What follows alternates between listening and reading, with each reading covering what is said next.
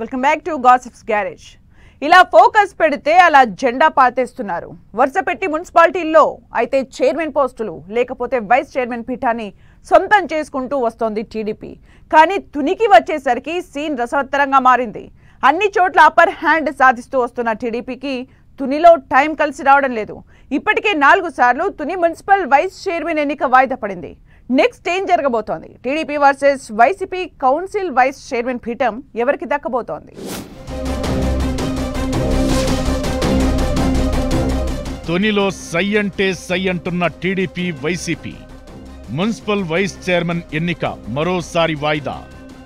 యనమలకు పట్టు చిక్కినట్లే చిక్కి చేజారిపోతోందా? ఏపీలోని మున్సిపాలిటీస్లో పవర్ గేమ్ నడుస్తోంది. Mayor, deputy mayor, municipal chairman పీఠాలపై జెండా పాతుతోంది కూటమి. ఒక్కో మున్సిపాలిటీ మున్సిపల్ కార్పొరేషన్ను స్వాధీనం చేసుకుంటోంది. నెల్లూరు కార్పొరేషన్తో పాటు ఏలూరులో 2 డిప్యూటీ మేయర్ స్థానాలను టీడీపీ కైవసం చేసుకుంది. హిందూపూర్ మున్సిపాలిటీని కూడా టీడీపీ చేజిక్కించుకుంది. తిరుపతి డిప్యూటీ మేయర్ పీఠ కూడా టీడీపీ కైవసం చేసుకుంది. అయితే పలుచోట్ల మున్సిపల్ చైర్మన్లు, మేయర్ల ఎన్నిక హాట్ టాపిక్ గా నిలుస్తోంది. అందులో తుని మున్సిపల్ వైస్ చైర్మన్ ఎన్నిక మాత్రం పొలిటికల్ థ్రిల్లర్ ను తలపిస్తోంది. అంతా అయిపోయింది. Tuni council vice chairman seat కూడా టీడీపీ ఖాతాలోకి వెళుతుందని అనుకున్న సమయంలో ఏదో ఒక ట్విస్ట్ ఎన్నికను వాయిదా వేస్తోంది.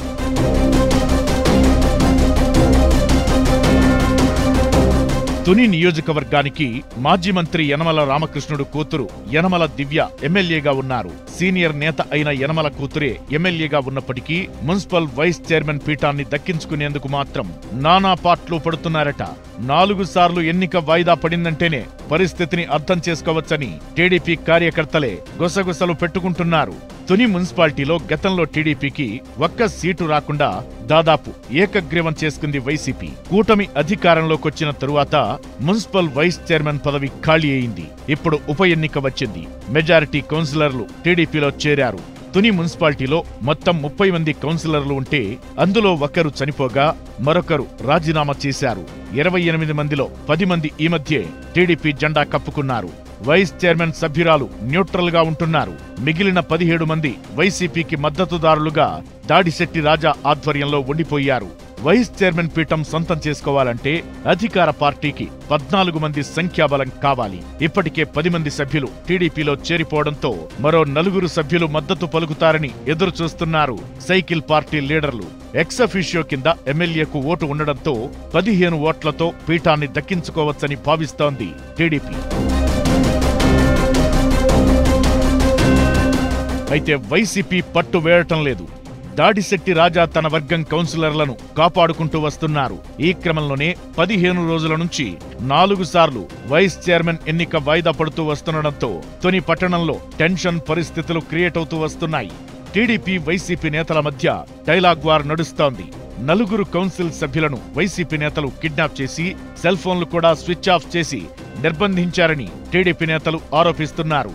తమకే సంఖ్యాబలం ఉంది, కౌన్సిలర్లంతా తమ పార్టీ నుంచి గెలిచిన వారేనని చెబుతోంది వైసీపీ.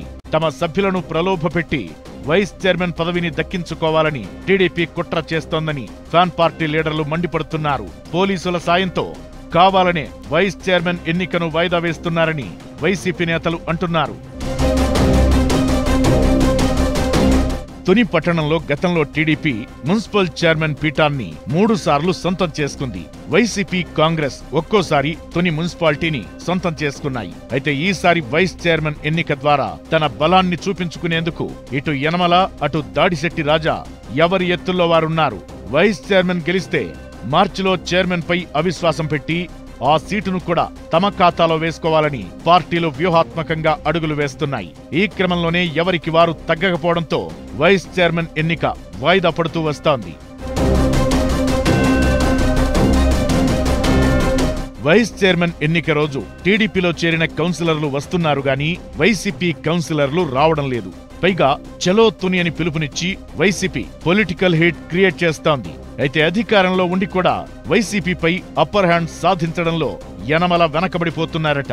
దాడిశెట్టి రాజా వ్యూహానికి తగ్గట్లుగా టీడీపీ నేతల కౌంటర్ యాక్షన్ ప్లాన్ ఉండటం లేదన్న మాట సైకిల్ పార్టీ కార్యకర్తల నుంచి వినిపిస్తోంది. నాలుగోసారి కూడా తుని మున్సిపల్ వైస్ చైర్మన్ ఎన్నిక వాయిదా పడడం చర్చనీయాంశమవుతోంది. హై డ్రామా మధ్య పెండింగ్ లో పడుతూ వస్తోంది. మాజీ మంత్రి దాడిశెట్టి రాజా తన కౌన్సిలర్లు చేజారిపోకుండా కాపాడుకోవడంలో సక్సెస్ అవుతున్నారు. ఆయన క్యాంపు నుంచి కౌన్సిలర్లను బయటకు రప్పించేందుకు యనమల చేస్తున్న ప్రయత్నాలు ఫలించడం లేదట.